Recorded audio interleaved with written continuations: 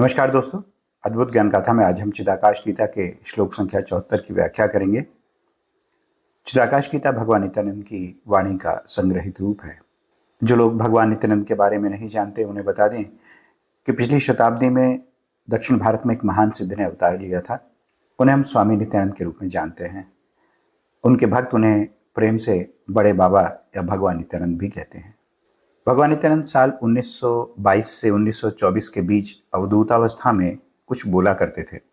इसको दो युवाओं ने नोट कर लिया और बाद में नित्यानंद बाबा की समर्पित शिष्या तुलसी अम्मानी ने लिपिबद्ध करके संकलित कर लिया। बाबा की अनुमति से इसे नाम दिया गया चिदाकाश गीता, अर्थात ब्रह्म का गीत। चिदाकाश गीता में संग्रहित भगवान नित्यानंद के वचन उनके भक्तों या साधकों के लिए गाइड बुक जैसे हैं। चिदाकाश गीता के माध्यम से भगवान नित्यानंद बताते हैं कि आदर्श साधक का जीवन कैसा होना चाहिए। इसमें घर गृहस्थी से जुड़े कर्तव्यों से लेकर आध्यात्मिक उन्नति से संबंधित विषयों पर बाबा के विचार हैं। बाबा के इन वचनों को गुरु आज्ञा मानकर प्राणपण से पालन करने वाले आनंद से जीवन व्यतीत करते हैं। उनका संसार और परमार्थ दोनों ही सध जाते हैं। चिदाकाश गीता के 74वें श्लोक में बाबा बता रहे हैं कि हमें संसार में कैसे रहना चाहिए। इस श्लोक में जो बताया गया है उसकी न केवल साधना के पथ पर महत्ता है बल्कि सांसारिक जीवन में भी उतनी ही अहमियत है। पहले श्लोक संख्या 74 अंग्रेजी में। A ripe fruit is very sweet to the taste. The same fruit when it is unripe is astringent. Both are produced by the same tree. The difference between the two is caused by time. As soon as a coconut is planted in the ground, it does not grow into a plant. First, it sprouts, then it becomes a plant, and finally it becomes a tree. A tender coconut tree can be easily plucked from the ground, but a fully grown coconut tree cannot be easily plucked. So also, our mind must be unaffected, whatever people say to us or whatever they say about us. The mind must always be under our control. This is what a man must accomplish in life. This must be the one object in life. This a man must accomplish even if his head is to be struck off. We should give a blow with the mind itself, not with a cane or a hand or something. We should learn to tie a man without a rope. This is what a man should accomplish in life. सरल शब्दों में बाबा कहते हैं, पका हुआ फल स्वाद में बहुत मीठा होता है, लेकिन वही फल जब कच्चा हो तो बहुत कसेला लगता है। लेकिन दोनों एक ही पेड़ के उत्पाद हैं। दोनों की अवस्था में जो अंतर है वह काल या समय के चलते आया है। आप नारियल के पौधे का रोपण करते हैं तो वो उसी क्षण बढ़कर पेड़ नहीं बन जाता। पहले उसमें अंकुरन होता है, अंकुर फूटते हैं, इसके बाद वह पौधा बनता है जो बाद में चलकर अंततः पेड़ बन जाता है। नारियल का एक नन्हा पौधा आसानी से जमीन से उखाड़ा जा सकता है, लेकिन जब वह पूर्ण वृक्ष बन जाता है तो उसे जमीन से या आधार से उखाड़ना कठिन होता है। इसी तरह से हमारा मन भी समय के साथ सुदृढ़ होना चाहिए। लोग हमसे क्या कहते हैं, हमारे बारे में औरों से क्या कहते हैं, इससे हमारे मन पर कोई प्रभाव नहीं पड़ना चाहिए। हमारा मन हमेशा हमारे नियंत्रण में रहना चाहिए। एक मनुष्य को अपने जीवन में मन को वश में करने की उपलब्धि अवश्य करनी चाहिए। यह हमारे जीवन का एकमात्र या प्रमुख लक्ष्य होना चाहिए। यह ऐसा लक्ष्य है कि जिसके लिए अगर सिर भी कटवाना पड़े तो पीछे नहीं हटना चाहिए। हमें किसी भी वस्तु पर अपने विचारों से चोट करनी चाहिए, किसी छड़ी या हाथ से नहीं। रस्सी या किसी दूसरे बंधन की जगह हमें औरों को विचारों से बांधना आना चाहिए। एक साधक को अपने जीवन में यह सब सीखना जरूरी है। अब इसे एक एक करके व्याख्यायित करते हैं और इस व्याख्या के अंत में एकदम नए दृष्टिकोण से श्लोक को देखने का प्रयास करेंगे, इसलिए अंत तक अवश्य बने रहिएगा। श्लोक के प्रारंभ में बाबा समय या काल के महत्व पर प्रकाश डालते हैं। वे कहते हैं कि हमें जो पका फल आज मीठा लग रहा है वह सदैव ऐसा नहीं था। कुछ काल पहले जब यह फल कच्चा था तो उस समय इसका स्वाद बहुत कसेला था। उस समय खाने पर कल्पना ही नहीं की जा सकती कि आगे चलकर मिठास से भरा फल बन जाएगा। लेकिन उसकी अवस्था में परिवर्तन आया और इस परिवर्तन का कारण है समय। इसी तरह मनुष्य समय बीतने के साथ परिपक्व होता है।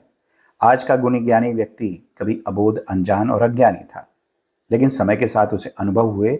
उन अनुभवों से शिक्षा ग्रहण करके उसने अपना विकास किया और आज उसके गुणों की सुगंध चारों ओर फैल रही है। कहा भी गया है, सहज पके सो मीठा। श्लोक के इस हिस्से का अर्थ है कि अनुभव से सीख लेने से हमारा आंतरिक विकास होता है।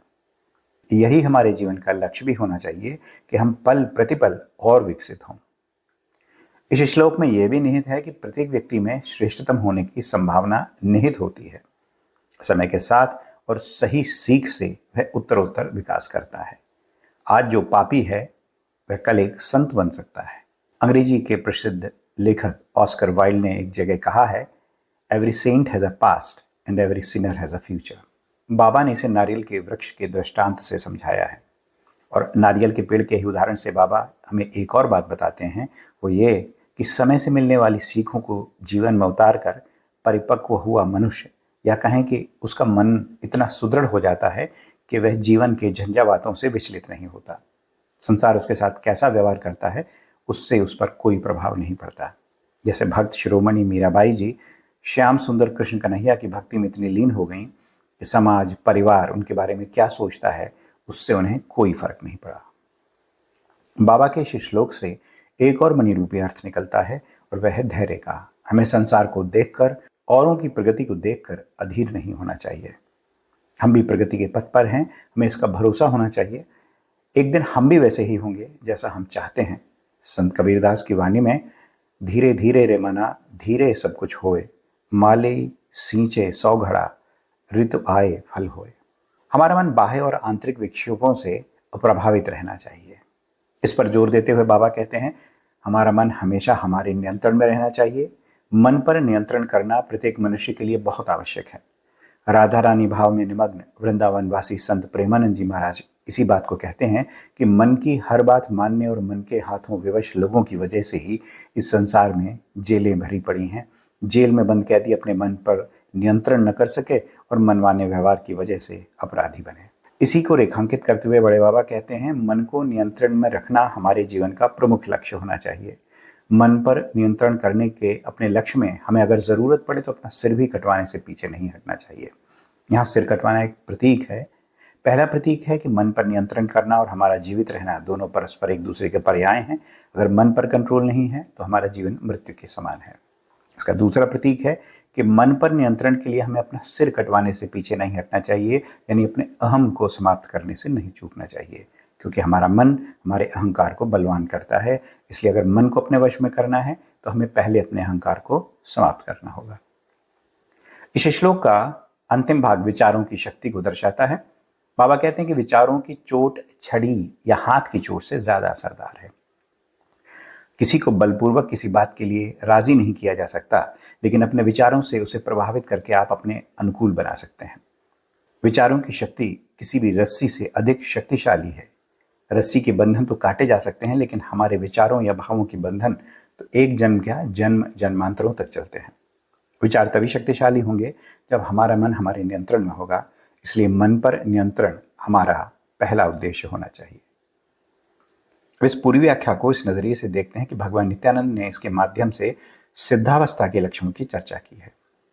इस श्लोक में भगवान ने जिसे पका हुआ फल कहा है वह दरअसल सिद्ध की अवस्था है। बिहार और पश्चिम बंगाल में एक व्यंजन है जिसे सिद्धो भात कहते हैं।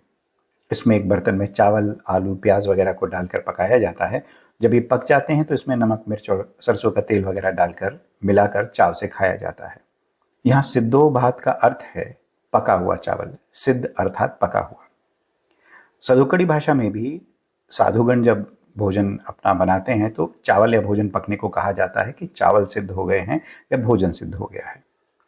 कुल मिलाकर सिद्ध होना यानी पकना, दूसरे शब्दों में परिपक्व होना है या पूर्णता को प्राप्त होना है। इसलिए जब मनुष्य कच्चा होता है तो उसमें सत, रज और तम तीनों गुणों का मेल होता है जो उसे कसेला बना देता है। लेकिन जब वह पकता है यानी साधना और तपस्या की आग पर तपता है तो सिद्ध होकर मीठा हो जाता है। साधना और तपस्या के मूल में धैर्य और निरंतरता है। जल्दबाजी या चमत्कार से चावल पकता नहीं, जल जाता है, फल बेस्वाद हो जाता है। इसीलिए कहा गया है सहज पके सो मीठा। अब जो सिद्ध होगा वह माया की थपेड़ों का डटकर मुकाबला करेगा। उसे धरातल यानी आत्म तत्व से नहीं उखाड़ा जा सकता। उस पर निंदा प्रशंसा का कोई असर नहीं होगा। गीता के दूसरे अध्याय का 38वां श्लोक है, सुख दुखे समय कृत्वा लाभा लाभो जया जयो। यही व्यवस्था है जिसे प्राप्त करना हर मनुष्य का परम लक्ष्य होना चाहिए। तो मित्रों, ये थी चिदाकाश गीता की श्लोक संख्या 74 की व्याख्या। आशा है आपको पसंद आई होगी। अगर अच्छी लगी हो तो इसे लाइक करें, शेयर करें। नए हो तो चैनल को सब्सक्राइब करें, नोटिफिकेशन ऑन कर लें। मिलते हैं जल्दी एक और व्याख्या के साथ।